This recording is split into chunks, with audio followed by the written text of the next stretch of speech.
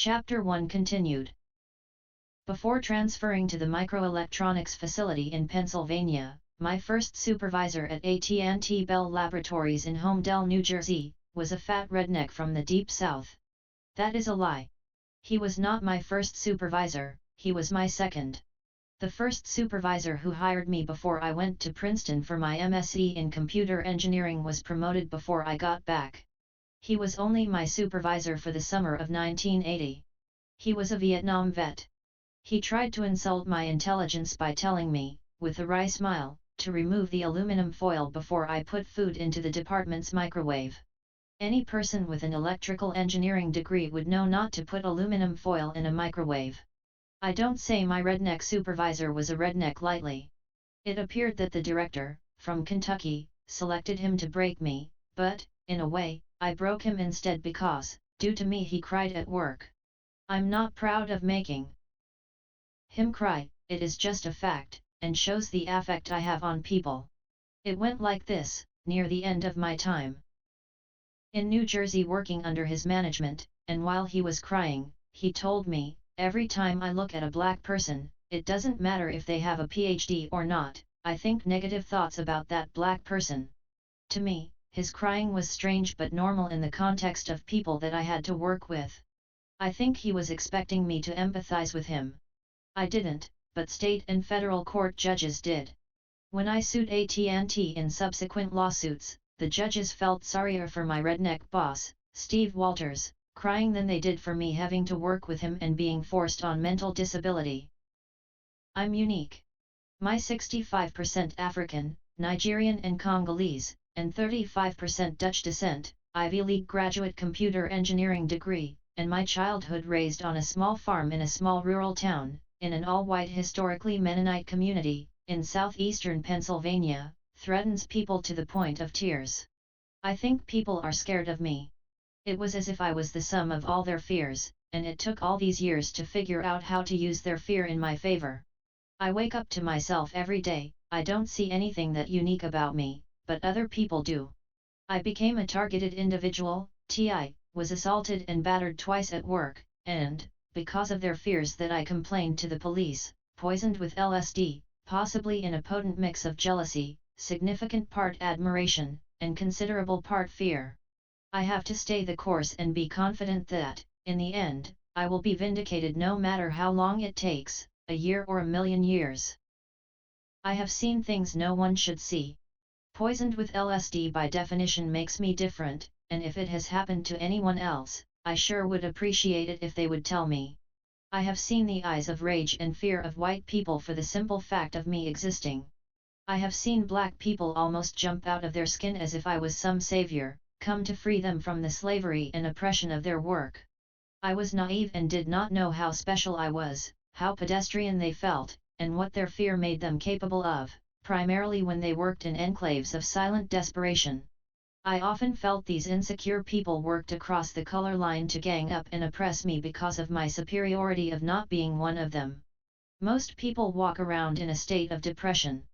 They tell me of their alienation by their lack of smile and resultant strangeness, for example crying at work. I have often thought of a connection between subatomic particle physics and Buddhism, but never really contemplated the relatively simple question of who I was in relation to the internal alienation and fear of the people I am writing about here.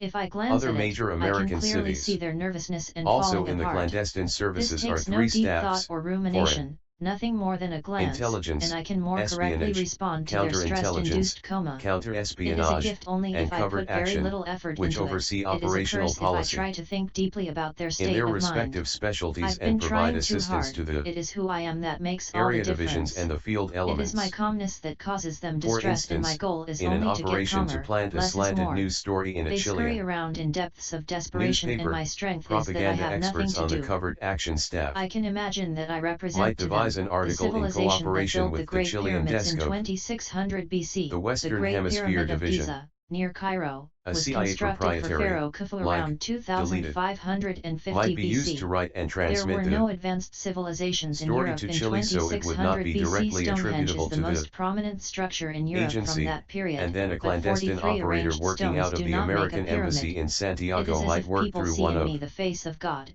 or the His sun god penetration Ra, agents in the that they local hope press to exists, but ensure they that know the in their faulty mind that this god article is is not them. reprinted. My While calmness most made these CIA people nervous, operations abroad but for a are long time I did not realize carried how out through the inferior area they felt. divisions, the They feel like operational imposters staffs, and they feared who they become. particularly They the could not covert stand action that I did staff, not recognize also the truth conduct of how rotten independent they felt on the activities. inside. I did not The feel their Special pain. Operations They Division is had to something of a strike out, hybrid and between I the can't area blame them. divisions and the This was all my operational fault. staffs. Facing Its me main is like function is to facing their provide the mortality. assets for I paramilitary will operations, largely the later contracted understand that their manpower, weakness, mercenaries or fear, military men was on my loan, strength, the but I material, had to and be the humble. expertise to get the I job had to done. use soft Its operations, power. however, are organizationally Hard under the power is station chief in coercive the and country uses where they are force, located. while soft The power remaining three co-opts people's components of the feelings to make clandestine them want services what you provide have to technical offer. assistance to the A Harvard operational professor, components. Joseph Nye, These says three that with are the soft missions power, and the best programs staff, propaganda is which not does much of the propaganda, bureaucratic further planning and budgeting explaining for that the during the clandestine information services, age, and which writes up the credibility is the justification scarcest for covert resource. operations submitted These for people approval believe to the they are 40 not Committee. credible, so The they look Operational outside Services themselves, Division, to which me, among like other a things flower sets up following cover the sun's arrangements for arc, like a clandestine moth to a officers, flame. and the I have Technical to stay Services credible Division, while I which watch them produces in its own emotionally laboratory. self-destruct. As an engineering student who fastidiously, at one point, studied 8 hours a day, deep thinking for me was meditation. I was in the bliss of meditation while the people who hated me lived a life of hell, shown by their frowning and making faces around me. Incredibly, two people can be in the same time and space and have different understandings of reality. I finally realized they did not hate me, they hated themselves for who they were, the hell they were living, and who they had become, and they wanted company. They were probably never loved, their birth was perhaps a mistake. You can tell who they are because they are sociopaths who make a big deal of nothing, me. It takes a lot of effort for a good man to teach a psychopath. It serves no purpose to get angry with them, I pity them. These were the same type of human beings I went to grammar school with. They turned cold and distant, but nothing they could do could make me hate them. I see them as helpless. People will do things from the anonymity of a group that they would never do in the open as an individual. But as I first wrote the second draft of the text above from a halfway house in the ghetto of Watts, California, years later, I didn't have the wisdom I have now. So I went from wearing suits daily to work to wearing blue jeans every day to fit in at Watts. When I moved to California, I did not have a single pair of blue jeans. After receiving Veterans Administration, VA, disability in 2018 and moving onto my 46-foot yacht in Marina del Rey, California, I've worn suits, cuff-link shirts, ties, and sweaters in the winter of 2021 to stay warm on my motorcycle. But looking back on it now, in 2022, I think that, as a child, I had that wisdom growing up but lost it from the constant harassment and LSD drugging at work, from having to respond to a hostile workplace. So now I don't think it is worth working if people are constantly jealous of you and make work impossible. At one point, the department head involved in my drugging, Lou Miller, told me, "I don't care if you don't get any work done here at all. Just get along with these people.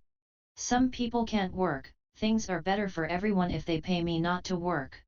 In 1995 I was working out at Gold's Gym, and Magic Johnson had just acquired Magic Johnson Theaters in Crenshaw. I had just started in in communications management at USC and asked him for a job. We were in the locker room and he looked at me and said, "Some people are not meant to work."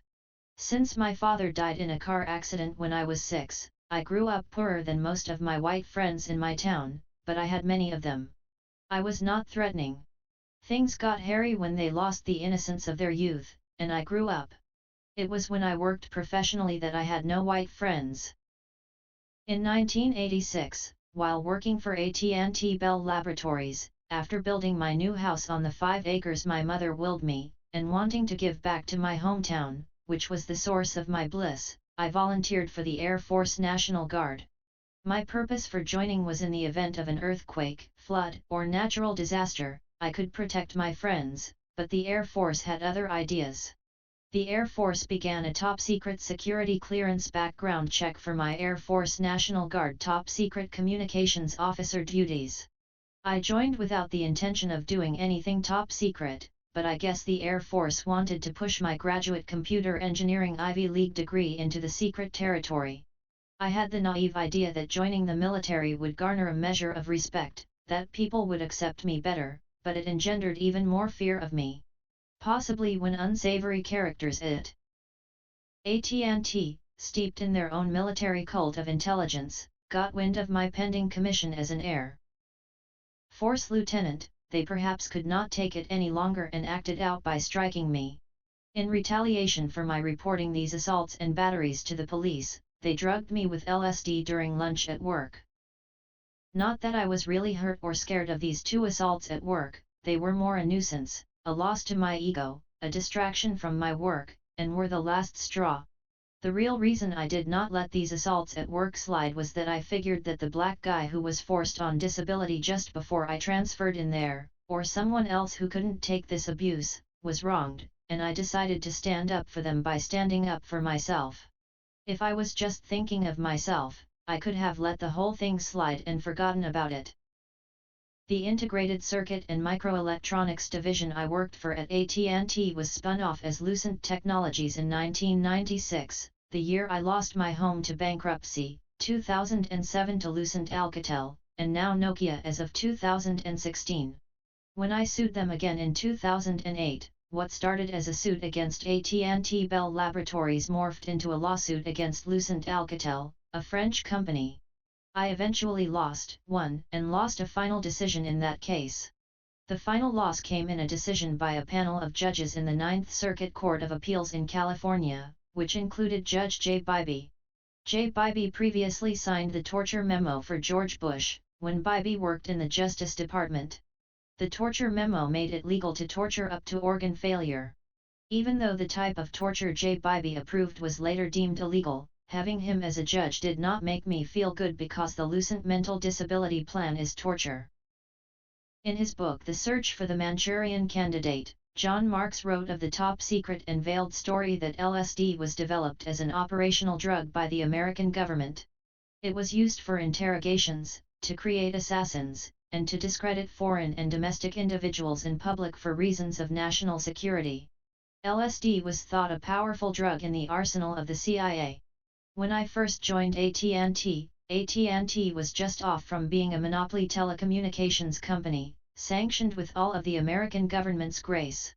Early on, the monopoly status of the nationwide communications system was needed for the standardization of electronic equipment for ubiquitous use, so all of the equipment worked nationally and internationally. AT&T, later Lucent Alcatel, now Nokia, used LSD to discredit and gaslight me to disregard my assault, battery, and racial discrimination complaint. AT&T thought that they could get away with it. Every time I tried to discuss my complaint, AT&T and Lucent viciously retaliated in a manner way beyond reason that proved, to me, that they had something to hide. In biblical terms, they acted demonically, and my survival makes me divine. I was not the first person drugged against their will, and because dark powers in high places think they can get away with it, I won't be the last. The first other case of drugging I found was one of Paul Robeson, a black singer, actor, and activist of the 1940s and 50s.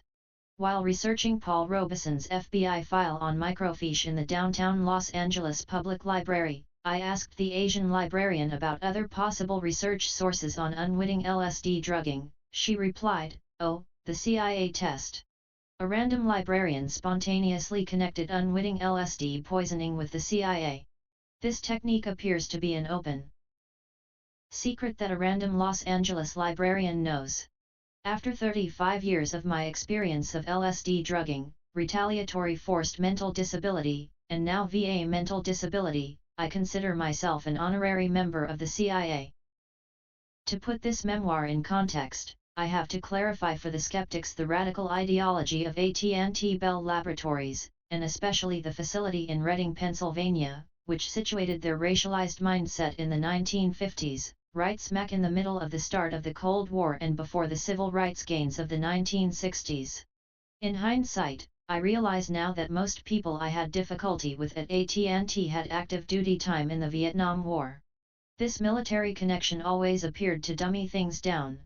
The odds are that these problematic people came back from their service to America changed by PTSD and were emotionally damaged, they never spiritually evolved.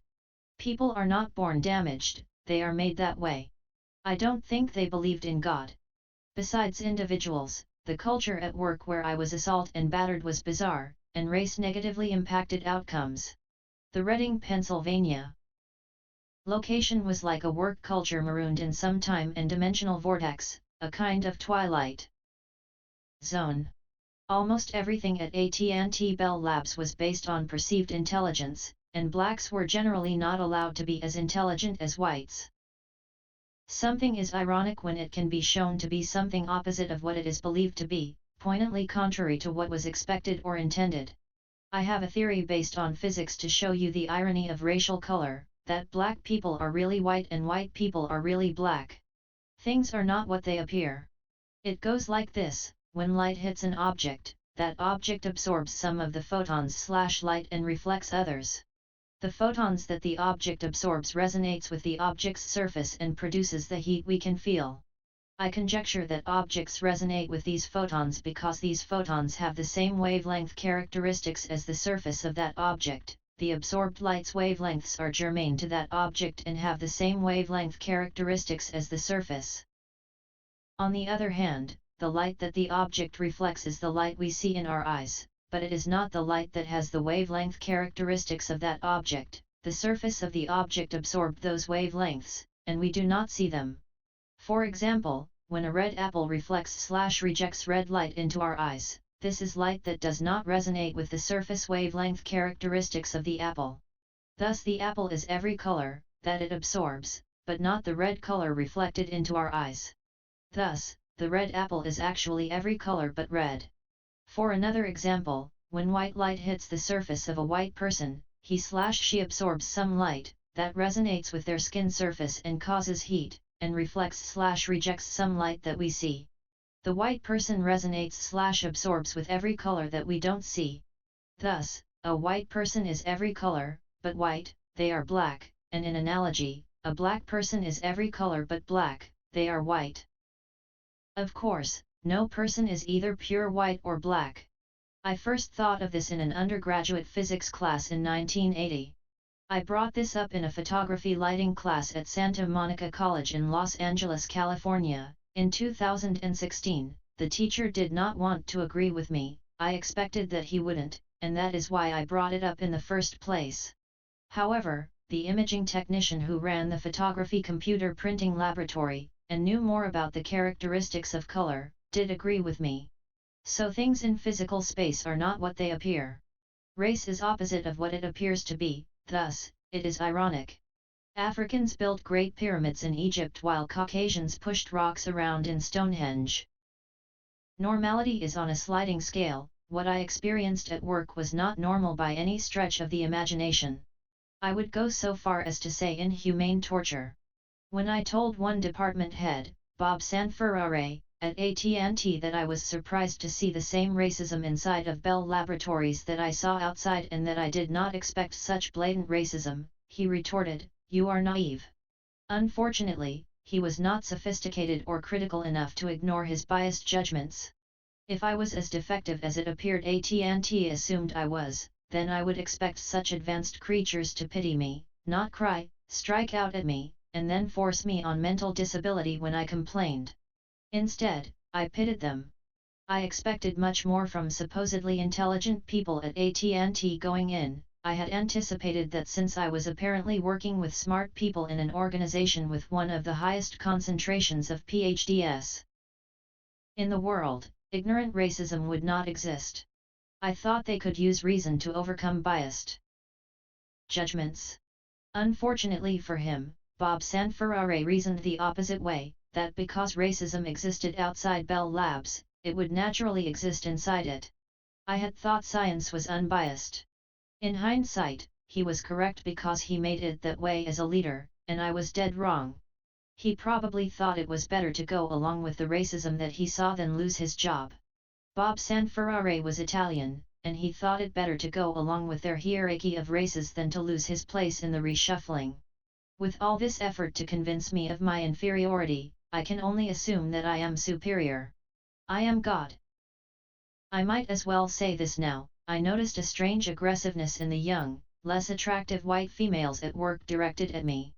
This aggressiveness was tolerated if not initiated by my management. It was as if they had painted themselves into a corner, and now they had to live the rest of their lives with it. These white females would almost jump out of their skin at me, almost as if they were expressing some pent-up oppression they could not communicate or verbalize. They released a sort of pent-up psychic energy that needed a safe space to release.